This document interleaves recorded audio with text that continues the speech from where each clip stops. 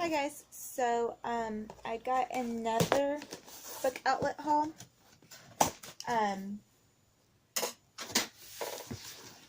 But the box came a little bit like torn, so the books I can see look to be okay. Hopefully they are. So, okay. Ooh.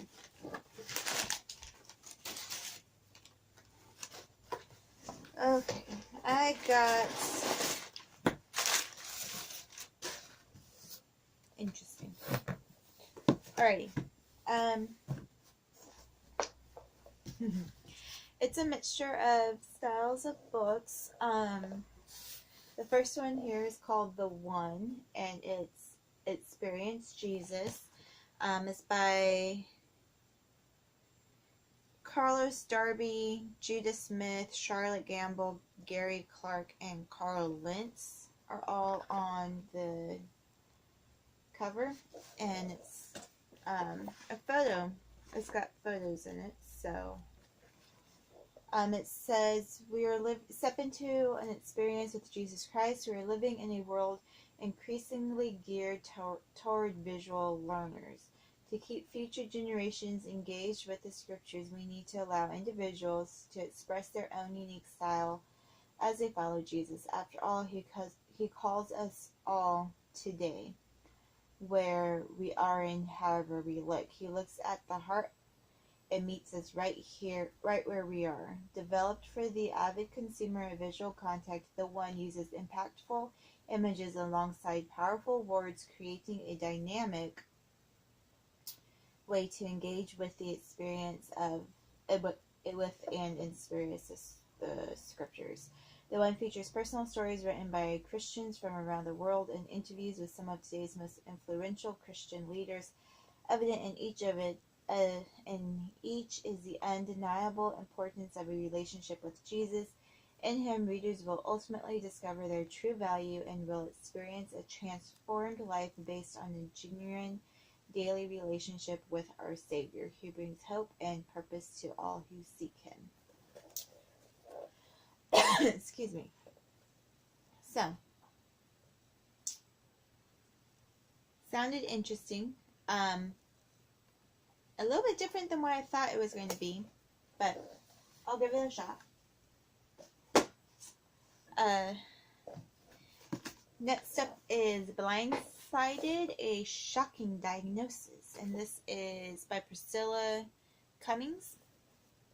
And it says, what would you do if you couldn't see your future? So that's what it looks like. And it says, Natalie is a typical 14-year-old girl, a great student, lots of friends, a loving family. Her life seems perfect, but when a routine visit to the eye doctor reveals that she will soon go blind, she is devastated. As if this wasn't shocking enough, she is then forced to leave everything behind and go to a school for the blind to learn the skills she will need to survive. While she does what she's told, inwardly, she desperately hopes for a miracle that will save her sight. But ultimately, Natalie must decide how to go on when her future isn't what she expected. It's only, how many pages is this?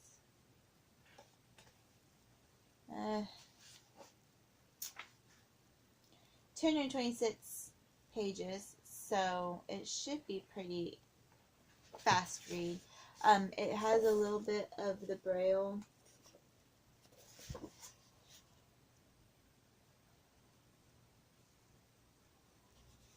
alphabet, so it has that, and then it has the actual Braille here, so that's pretty cool. Then I got, let's see, this one,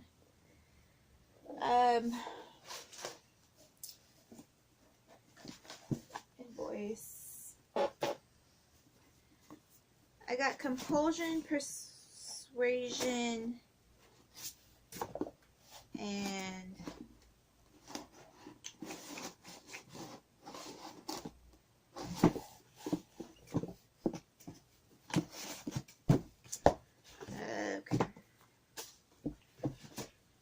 Illusion.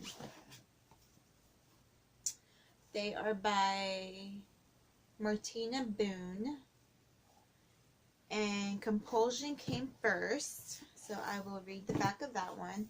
It says, all her life, Barry Watson has been a virtual prisoner in the house where she lives with her shut-in mother. When her mother dies, Barry promises to put some miles on her stiletto heels, but she finds a new kind of prison at her aunt's South Carolina plantation, a prison guarded by an ancient spirit who long ago cursed one of the 3 founding families of Watson Island and gave the others magical gifts that became compulsions. Stuck with the ghost of a generations-old feud and hunted by forces she can't see, Barry must find a way to break free of the family legacy. With the help of Senka's 8 Before, who knows what Barry wants before she knows it herself, the last Watson heir starts to unravel her family's twisted secrets. What she finds is dangerous.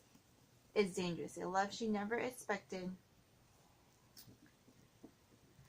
A river that turns to fire at midnight. A gorgeous cousin who isn't what she seems, and very real enemies who want both ate and Barry dead. So that's Compulsion. This is what Persuasion looks like. And then this is what Illusion looks like. So, I never checked to see if they're signed. Oh, there's a family tree. I know that they have signed books, but I just don't really check for signed copies.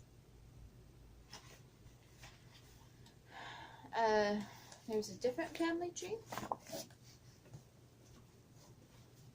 And then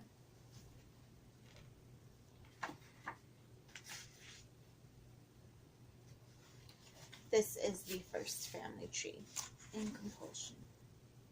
Not really sure if you can see that, but it's there. Okay. Then I got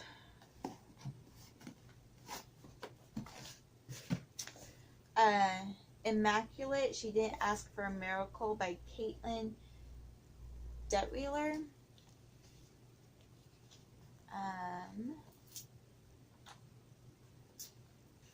So, it's just a blue. What is that? Ooh, pink. Like a metallic pink. So, from this book,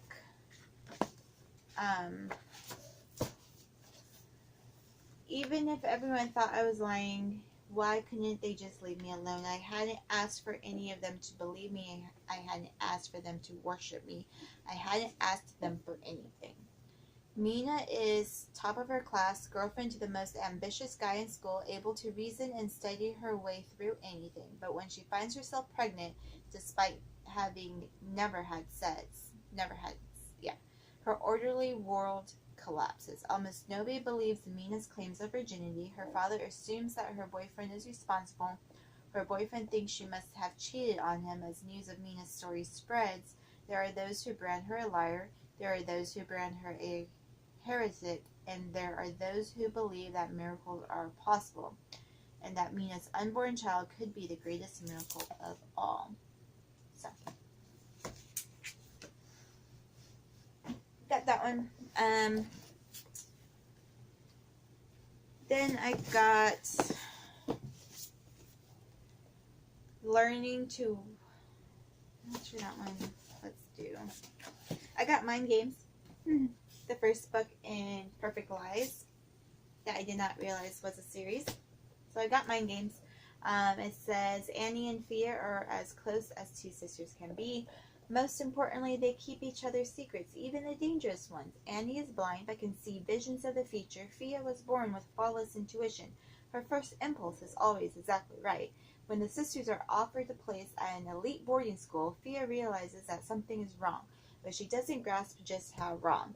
At the Kane School, Fia is soon used for everything from picking stocks to planting bombs. If she tries to refuse, they threaten her with Annie's life. Now Fia is falling in love with a boy who has dark secrets of his own, and with his help, she's ready to fight back. They stole her past, they control her present, but she won't let them take her future. apparently it includes a brand new prequel short story about Annie and Fia. So, finally got that one. Then I got Inland by Kat Rosenfield, author of Edgar Award finalist Amelia Ann is Dead and Gone. It says, after 9 years spent suffocating in the arid expanse of the Midwest, far from the sea where her mother drowned, Callie Morgan and her father are returning to the coast. But something is calling to her from the river behind their house and from the ocean miles away. Just as Callie's life begins to feel like her own, and as the potential for romance is blossoming, the intoxicating pull of the dark water seeps into her mind, filling her with doubt and revealing family secrets. Is it madness, or is there a voice beckoning her to come to the sea? So, very cool. Sounds like a mermaid book, but we will see. Sorry about my hair. Again, I just got off of work, and yeah, I think oh, that's what that one is. Okay, this is Chapelwood by Cherry Priest, and it says the Borden Dispatches. It's a series. This is the second book in the series. I did know that when I bought it. They didn't have the first book, which is Maplecroft. I don't know how many books are in this series. I do know that this is at least a sequel to Maplecroft. It might be a series, but just look at that cover. So, really excited about that one. Really want to find Maplecroft, but we will see. Then I got this because it just looked interesting, and I don't really do crossword puzzles, but absolutely nasty crosswords. Level 1. Don't say we didn't warn you. Got that. I don't remember. It was like 50 cents or something. I don't know. Then I got Corpses, Coffins, and Crypts, A History of Burial by Penny Coleman, and it does come with photos. So it's just a history of what it says. I find that to be very fascinating, so I thought I would give it a shot. My book stack is going to fall over. Okay, then I got I Am Strong by John S. Dickerson, and it says, finding God's peace and strength in life's darkest moments. For many, sorry, my arm itches. For many, the Christian life looks like this. I call out to God, my problems get worse. I suffer and wait. Nothing changes. Author John S. Dickerson knows the feeling. His own health problems drove him to personally examine the Bible's claim that when I am weak, then I am strong. What he discovered compelled him to write this book, to give you understanding, hope, and strength in your hurting. In its chapters, I Am Strong equips you to understand how a loving God will resolve your pain, understand why your suffering does not mean God is punishing you, overcome life's circumstances as Jesus and Paul did, discover the life-changing power of God's strength in your weakness. I Am Strong is a gift to anyone who is hurting. It's a word of encouragement in the grief of unexpected tragedy, in the daily pain of chronic illness, in the lifelong struggle of making your way through the sharp edges of this broken world. Much more, I Am Strong offers daily practices and a lifelong vision for an unshakable life of meaning and peace. So, I will read this one, but this one will probably be a book that I pass on to my sister, because she has fibromyalgia. So, but I am going to read it first before I do that. Next, I got A Beautiful Defeat, Find True Freedom and Purpose in Total Surrender to God by Kevin Malarkey. And flap with silver on the spine. I've been filming for 15 minutes already. Okay, almost done. Maybe. Share once again the most personal parts of his life to help people face their most difficult struggles and live in total surrender to God. Delving into the most pertinent challenges that Christians face, challenges rarely talked about openly, he shows that our path to God is through and with our struggles, not by sidestepping or hiding them. Each chapter discusses one of 10 concepts that Kevin has found helpful in trying to lead a surrendered life. The chapters also each provide an action step and a sample prayer to aid in the quest to surrender more and more of life to God. So, got that one. And I got a little companion book. Matt's the Cato. He did this just for you. So, then I got The Case for Easter by Lee Strobel, who wrote the Case for Christ. So I got that one, and it is kind of a companion book. Then I got Wicked Women of the Bible by Anne Spangler. What can Jezebel, the Bible's most devious queen, reveal about God's holiness, power, and even his sense of humor? What about the woman at the well, the one with 5 husbands and a live-in lover? Or the prostitute whose tears bathe the feet of Jesus in front of people who despise her? Best-selling author Anne Spangler tells the compelling and entertaining stories of 20 of the Bible's most fascinating and outrageous female characters.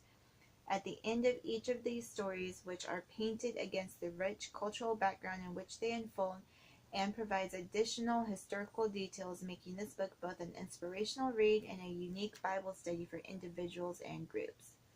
Wicked Women of the Bible offers fresh understanding to anyone looking for deeper insight into the scriptures. As you delve into the unvarnished stories of the Bible's wicked and wicked good women, you will begin to understand not only why their stories appear in the Bible, but also how they can yield fruitful insights into your own life. So, get that one. Learning to Walk in the Dark by Barbara Brown Taylor.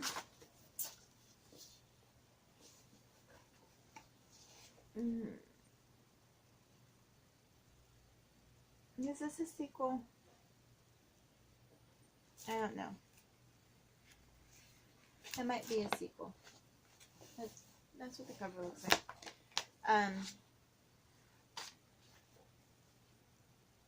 Says follow Barbara Brown Taylor on her journey into darkness, which takes her into wild caves, underground nightclubs, subterranean chapels, and unlit cabins in the woods on nights with no moons. With her characteristic charm and insight, Taylor is our guide through a spirituality of the nighttime, teaching us how to find God, or let God find us, even when it is dark, and giving us a way to let darkness teach us what we most need to know. Okay. And I got 2 more books, and then we are done. Almost. Okay. Grace in the Maybe by Katie Savage. Instructions on not knowing everything about God. So in Grace in the Maybe, author Katie Savage beckons you to join her as she embraces the mystery of faith and gently eases into the sometimes turbulent waters of contemplative exploration. She writes with honesty and humor about the uncertainty of doubt that is inherent in life of the growing believer, finding that even in the midst of questions, bold assurances of faith emerge. You'll find yourself falling into step with Katie as she meanders through the liturgical calendar of Advent, Christmas, Epiphany, Lent, Easter, and Pentecost, as this insightful book weaves ordinary stories and surprising insights into satisfying reflections of the spiritual life's relationships and life as we know it. This delightful collection of essays will stimulate your thinking, stir your heart, and nurture your soul. And then Leaving Ordinary, Encounter God Through Extraordinary Prayer by Donna Gaines. The deepest longing of the human heart is to know and be known by God. God longs for an intimate relationship with us as well. But how do we develop that kind of relationship with the Holy God? It is one thing to long for such a relationship, but quite another to experience intimacy with Him. In Leaving Ordinary, Donna Gaines shares from her personal experiences how prayer can become the channel that links the believer's heart to the heart of God. God gave the pattern of the tabernacle to the Israelites. It was a temporary and portable dwelling for His glory. Through it, God taught them how to approach and worship Him before He led them to their reward, the Promised Land. Using the tabernacle and its articles as a guide, Donna teaches readers how to interact with God in that secret place of true intimacy that leads to worship. Your ordinary daily practice of prayer can become an extraordinary encounter with the living Lord. Leaving Ordinary is essential reading for anyone who desires to enter into and experience the reality of God's presence. So that was the last book. Then I got, because I wanted to, and it was fairly cheap, a new Bible. And it is the NIV version, which is the version that I do read. It's supposed to be red letter, but it doesn't look like it is.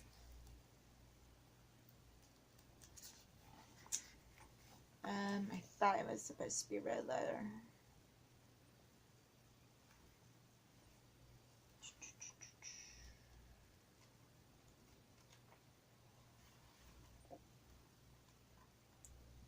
Okay. Oh, it is. I wasn't sure. Alrighty. So yeah, that is it. It does have like a dictionary in the back and some pictures in the back too. So that's cool.